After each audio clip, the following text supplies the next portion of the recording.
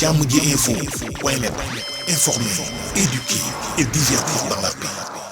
yow muy bëgg a jot xibaar yu sell te woo waaye itam bu ànd ak njàngalee ak xel mu dal ak jàmm gaawal gaaw abonné suñu compte YouTube bii nga xam ne moo di jàmm ji info. mbokk téléspectateurs yi nuyu nañ leen fi ñu leen di nuyoo di jàmm ji info point net mbokk yi muy seen jotaay 100% foot fii ci jàmm ji info comme nañ leen ko waxee tey mu mel ni rek ne éliminatoire coupe du monde bi nga xamante ni Sénégal match aller bi demoon na ca Égypte waaye mu mujj ñàkk matcham foofu benn bal ci dara 1-0 waaye tamit retour bi ñu amalaat ko fii nga xamante ni démb fii ci stade Abdoulaye Wade mu nekkoon match boo xam ni match de tension bu xawoon a métti lool match sax bu métti la ñuy wax daanaka mu mel ni deuxième finale la ñuy wax que Sénégal ci boppam daal di mujj am ndam ci kaw ki nga xamante ni moo di Égypte loolu yëpp dinañ am détails yi nga xamante ni ñoo ngi fekk yaakaar naa duñ ci wét nañ leen koy defalee saa su ne di l'ancien coach de Sadio Mané l'international Jules Moustapha Boucher nuyu nañ la beneen yoon. maa lay fay Mountakha maa leen di fay bu baax di kontaan ci invitation bi di kontaan aussi si victoire démb bi. alhamdulilah tabarkalla waaw kay coach mu mel ni match bi yaa ngi woon ci stade Abdoulaye Wade mu mel ni daanaka sax ñu ngi ko doon suivre ndoo di ko xool waaye te mu nekk match boo xam ne match de tension bu métti retour boo xam ni final la mu mel ni ku ci dóoroon rek yow yaay dem fi nga xam moo di mondial Qatar. Effectivement, c'était un match très prenant sur le plan déjà, sur le plan de la pression au niveau des joueurs, de la pression au niveau de certaines déclarations par-ci, par-là, après la finale de la CAN qui a été gagnée par le Sénégal. Ñu tasewaat barrage, tasewaat match aller en Égypte, match aller bi en Égypte, ñu dóor ñu foofu ñoom 1-0. muy match bu metti sur le plan de l'intensité léegi ñu war leen recevoir nag le match retour au Sénégal dans notre nouveau stade bi nga xam ne il faut inaugurer ce nouveau stade avec une belle victoire avec la mobilisation du peuple sénégalais vraiment hier c'était une grande mobilisation du peuple sénégalais le stade était archi comble tous les ingrédients étaient réunis pour passer une belle fête parce que avant de parler de football c'est déjà avant tout une belle fête c'est une fête les amateurs du football tout le monde ne pouvait pas y être présent mais malgré qu'il y avait énormément de monde qui était dehors qui avait envie de rentrer mais ils n'avaient pas la possibilité de rentrer parce que le stade était déjà archi comble. Mais un stade comme ça, tout neuf, vraiment un stade de haut niveau, rempli à comment dirais-je, comme un neuf, c'était vraiment trop plaisant, très plaisant d'y être, mais aussi de regarder son équipe jouer. Et c'est ce qui s'est passé hier. Moi, j'ai eu un réel plaisir à assister à ce match, en regardant l'équipe du Sénégal, vraiment dans un beau stade, avec un jeu, avec beaucoup d'ingrédients dans le jeu, beaucoup de variétés, même si le Sénégal a gagné par des tirs au but, le Sénégal pouvait gagner dans le match. Dans les 90 minutes même, on pouvait ne pas aller en prolongation. Parce qu'il y avait les occasions qu'il fallait pour faire la différence. Mais on a manqué de réussite hier. Et c'est ce qui nous a forcé à aller jusqu'en prolongation. Effectivement. Merci coach mu mel ni leer na mu nekk match boo xam ne match de tension la. coach bu ñu dellusiwaatee tuuti sax xool entre mu mel ni donc match bi dañu doon wax ni entraîneur moo ko waroon gagné démb parce que entraîneur moo ko waroon gagné démb. gis nañ benn moment tension coach l'international ki nga xam ne coach Aliou Cissé et Carlos mu mel ni dem nañ ba tension bi dañu dem ba fa xamante ne à un moment donné xam nañu match bi système xel moo koy gagné parce que fi mu tolloon lu difficile loolu la. Tout à fait bon tout ça c'était une bataille psychologique des deux coachs parce que le coach Carlos Queiroz qui est le coach portugais des Égyptiens a essayé de mettre la pression, il l'a fait au match aller, il a essayé de mettre la pression sur les arbitres maghrébins pour pouvoir gagner cette bataille. Mais heureusement cette fois-ci, Aliou Cissé a su réprimander, rétorquer pour pouvoir garder ses joueurs dans le match. Et puis ne pas déstabiliser aussi les arbitres. C'est ce qu'a fait Aliou Cissé. Donc les deux coachs se sont confrontés vigoureusement. Mais bon, ça s'est arrêté là. Après, il n'y avait pas de... La tension a baissé. Hein, et puis, on s'est reconcentré dans le jeu. Effectivement. Voilà. Oui. Coach mu mel ni dañuy ñëw tamit tuuti ci match bi tuuti.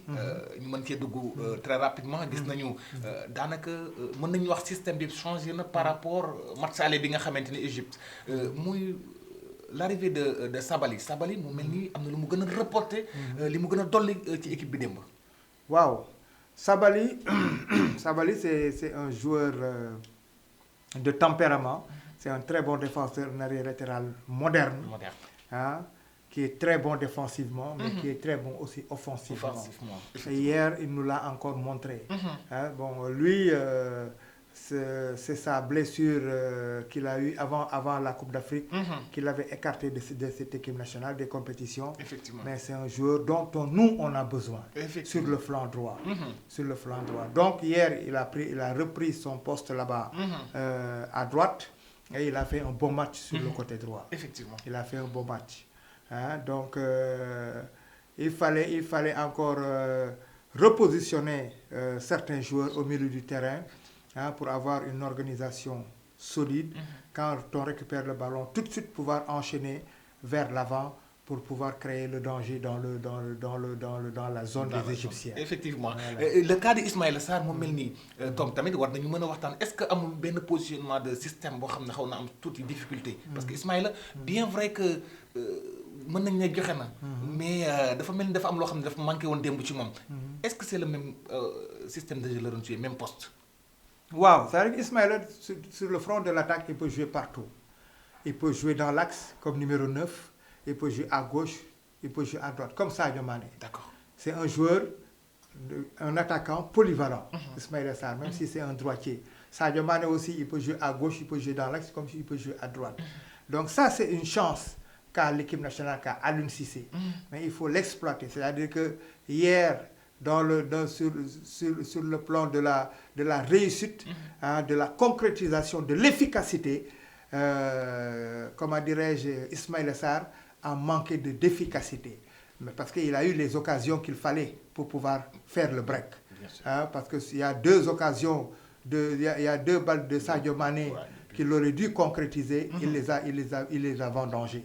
Donc bon, c'est des choses qui arrivent, mais et il peut encore apporter plus à cette équipe nationale, Ismaïla Sarr, par sa percussion, sa vivacité, son intelligence dans le jeu, ses qualités de centre. Hein, c'est un joueur qui a de bonnes intentions sur le plan offensif. Donc, s'il est dans un bon jour, il peut régler le problème de l'équipe nationale. Voilà. Ah ouais, ça c'est clair.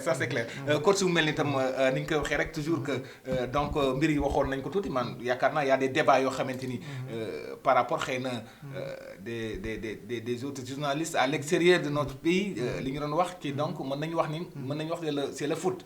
gis nañu Sénégal bu mu génnee Égypte compliqué woon na dañu ñëw tuuti supporters yi pas les joueurs même mais li ñu gisoon que tension bi les lasers indi woon na coow yaakaar naa yow assisté woon nga foofu mbir mi gars yi dañu waxoon ni que donc règlement bi may na arbitre bi pour mu arrêter match bi à un moment donné pour régulariser mbir mi mais est-ce que dina woon yomb parce que Égypte loolu amu fa woon est-ce que Sénégal aussi tam dina fi woon mën a yomb.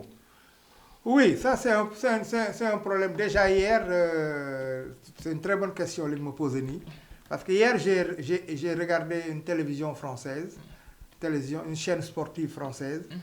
Ñu si débattre après le match Sénégal-Égypte. Ils ont posé le problème des lasers.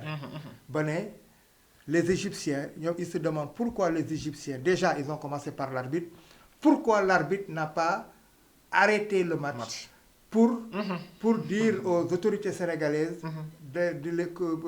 d'arrêter les lasers. De demander aux autorités sénégalaises de demander au public d'arrêter les lasers. Mais il n'en est rien. Les Égyptiens aussi, ils avaient la possibilité, d'après le règlement, ils avaient la possibilité de dire, nous, on ne joue plus. Les lasers nous dérangent, nous perturbent, donc on ne peut pas se concentrer, on arrête le match. Ça, c'était une possibilité pour eux. Bien sûr. D'arrêter le match. Mais ils ne l'ont pas fait. Ils ont continué à jouer. Ils ont continué à subir hein, les assauts du public sénégalais. Et je crois qu'ils ont perdu la raison. Ils ont perdu le fil du match, hein, parce que la pression était trop forte. Bien sûr, mais bien sûr. ça fait partie du règlement et c'était leur droit. Ils avaient le droit de revendiquer et de dire nous, on ne joue plus. Si les lasers ne s'arrêtent pas plus, on ne joue pas. Ok. C'est leur droit. C'est leur droit. Mais ils l'ont pas revendiqué. Ok, Ils l'ont pas revendiqué. d'accord, coach. Voilà. Donc mu mel ni Sénégal qualifié. Qatar 2022. Lan moo ñuy xaar après nag mu mel ni ñu ngi duggaat ci beneen stade encore. Waaw. Beneen image boo xamante ni ñoo ngi koy xaar. Équipe bi nag nga ko gisee xel war na mën a dal fu mu ne nii wala y a des rectifications. Il y a des rectifications, il y a beaucoup de choses à améliorer dans cette équipe du Sénégal. Déjà, sur le plan tactique, il y a encore des choses à améliorer. Sur le plan offensif, l'animation offensive de notre équipe nationale, il y a encore des failles. Le Sénégal ne marque pas beaucoup de buts. Donc ça, c'est des choses à améliorer. L'efficacité de l'équipe. Parce que pour gagner des matchs, il faut marquer des buts. Il faut marquer des buts. Il faut marquer des buts. Ça, Tu peux avoir une défense de fer, mais si tu ne marques pas dans l'autre but, tu ne gagneras jamais de match. Effectivement. Hein? Et tout peut arriver. Même en ayant une défense de fer, tout peut arriver. Donc, il faut travailler dans ce sens. Hein? S'il y a des nouveaux joueurs qui peuvent apporter sur le plan offensif à notre équipe nationale, il faut les faire venir. Hein? Et puis, travailler les balles arrêtées. Les balles arrêtées parce qu'on a des joueurs de grande taille qui sont très bons. Donc, il faut les utiliser. Et les balles arrêtées, les coups francs excentrés, hein, tout ça, les pénaltys, tout ça, il faut les travailler. Hein, parce qu'en Coupe du Monde, il faut laisser aucun détail. Effectivement. Il faut laisser aucun détail, il faut travailler tactiquement, il faut travailler techniquement. Certaines pertes de balles dans certaines zones du jeu, c'est au fond. C'est au fond, effectivement. Si tu perds des ballons, si tu perds des ballons dans certains secteurs, rapidement, le plus haut niveau de la Coupe du Monde, c'est le haut niveau. C'est le haut niveau. Donc, ça ne pardonne pas. Il y a certaines erreurs qui ne pardonnent pas. Qui ne pardonnent pas. Et c'est un avantage pour nos joueurs. Nos joueurs, parce que la Coupe du Monde, c'est une vitrine mondiale. Hein? Donc, les équipes, tous joueurs ont envie d'aller en Coupe du Monde pour se montrer. Bien sûr. Hein? Et puis préparer l'avenir. Parce qu'il y a si tu brilles en Coupe du Monde, il y a les sollicitations, des nouveaux contrats qui vont, de nouvelles propositions. Et tout ça, c'est une belle vitrine pour les joueurs, pour nos joueurs. Effectivement, et c'est ce que je leur souhaite, hein, que les contrats arrivent pour pouvoir vraiment améliorer leur carrière professionnelle. Merci coach. Mu mel ni mën na wax ni Lions yi def nañ match bu mag. Vraiment que ñëpp kontaan nañu. Et aussi li may wax xam naa foofu laay daanelee question bi. mu mel ni mënumaa toog ak yow te duma la ko laaj. muy Sadio Mané. waaw mu mel ni daanaka dafa mel ni même image moo ñëwoon nag Coupe d'Afrique bi finale bi. waaw balle de but bi nga xam ne tegoon na ko. nga xam ni Sénégal gi yëpp a ngi ci ginnaawam. mu nekkoon lu diis. coach loo sentir waat ba Sadio tegaatee balle bi nga imaginer. finale bi ni mu dugalee balle bi mu war a tegaat balle bi nga xam ne bu dugalee rek dañu war a qualifier mondial. loo doon dund moment boobu. C'est vrai que c'était un moment très intense parce que bon, comment je suis avec Sadio Mané, c'est un moment d'affection. D'affection quand je l'ai vu poser le ballon et regarder, quand je l'ai regardé, j'ai vu que c'était le dernier tireur. Vraiment, j'ai eu des frissons. J'ai eu des frissons parce que je me disais, j'ai prié, j'ai demandé au bon Dieu que Sadio Mané réussisse son tir au but. Parce que c'est un garçon qui le mérite. C'est un garçon qui a un gros cœur et puis qui fait de très bonnes choses dans son pays. Et vraiment, c'était une récompense pour lui qu'il réussisse ce tir au but. Et Dieu l'a voulu ainsi. Effectivement. Et il l'a réussi. Il l'a réussi parce que vraiment, c'est un grand homme. C'est un grand homme, un grand monsieur du football. Vraiment, je lui souhaite bon vent. Il a encore beaucoup de choses à prouver. Il est encore jeune. Et puis, je lui souhaite bonne chance pour la suite. Vraiment, il a beaucoup de mérite. il a beaucoup de mérite Il a beaucoup de mais nag coach duñu dem noonu te duma la bàyyee noonu ndax xam nga vraiment demoon nga stade bi demoon nga sax ba nga xam ne fii la ñu waroon defee débriefing bi ci même jour même muy démb mais nga dem ci stade ba franchement yow sax bëggoo sax di dugg ci yenn détails yi mu mel nii tey yaa ngi toogoon ci loge VIP à cause de Sadio Mané tamit Sadio def ci acte bu rafet vraiment sa billet fekk la ba sa kër mu mel ni Sadio fàttewul démb et moo tax ba nga toogee ci stade bi di jàkkaarloog moom vraiment loo ko yéene da koy ëpp coach. waaw c'était une grande fierté pour moi. C'est une grande fierté pour moi parce que le geste qu'il a fait, c'est pas la première fois qu'il le fait, hein. C'est pas la première fois qu'il le fait.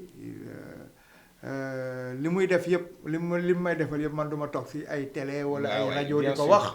très modeste parce que dama ne yooyu yëpp jaru ko. oui vraiment nit ki da ngay am sutura. parce que sutura mooy lépp. dëgg la te man si loolu lay dund. du ma jéem a wane ni ma mel wala li ma def. des trucs comme ça football bi kenn ëppale wu ma ci. dëgg la parce que def naa ci loo xam ne tey. fu ñu tudde Sadio Mané tudd ma fa. parce que ça c'est clair. mën nañu wax ne yàlla sama loxo la ko jaarale. waaw mais yooyu yëpp dama koy sant yàlla rek xam ne yàlla moo fi nekk te moo nekk fépp. bien sûr donc àdduna bi def lu baax rek mu am solo. dëgg la def lu baax rek mu am solo. parce que loo def te loo defal sa réew. Fierté la. waaw te ku mel ni Sadio Mané c'est une fierté pour notre football pour notre pays. et ça j'en suis très fier. merci waaw jërëjëf coach. non man maa lay remercier. yow kontaan nañu bu baax a baax. maa gën a kontaan ni ma koy waxee vraiment. dernier moment ñu waroon def débriefing bi mais gis ngeen ci même jour même après match bi muy démb. mais par la suite gis nga occasion bi am Sadio def acte bu rafet vraiment ma kontaan ci trop moo tax ñu puusoon li nga xam débriefing bi ba tey donc ñoo ngi ñaanal équipe nationale bi yëpp nag mais vraiment tamit ñoo ngi ñaanal Sadio Mané tam dafa gis nañu acte yi muy def muy nekk acte yu rafet surtout tamit l'ancien coach de Sadio Mané toujours moom it di ko bàyyi xel bu baax parce que dañuy waxtaan lu bare bari loo xam sax moom du ko bëgg a génne donc man su ma ko wax loon doo ko wax te xam naa ne yéen ñaar li ngeen dund sori na coach ñoo ngi lay sant xam naa nag di jox dig daje Qatar. waaw incha allah 2022 incha allah yàlla nañu fi fekk ak jàmm. amiin yaa rabbal aalamiin fekk ak tal. amiin yaa rabbal aalamiin merci beaucoup. jërëjëf coach je suis très content. merci coach bonne continuation. à vous de même coach.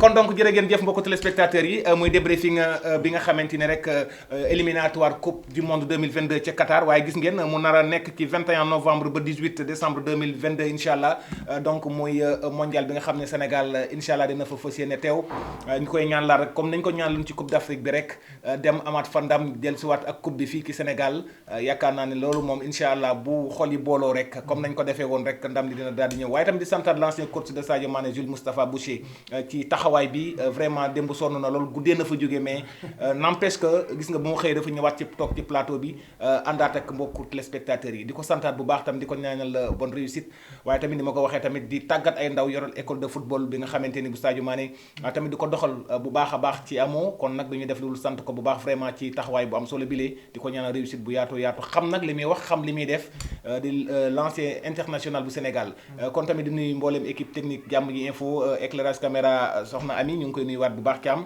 tamit présentation mu taxaala woon di leen jox dig daje beneen plateau di leen jox ca mondial bi incha allah 2022 ba beneen yoon.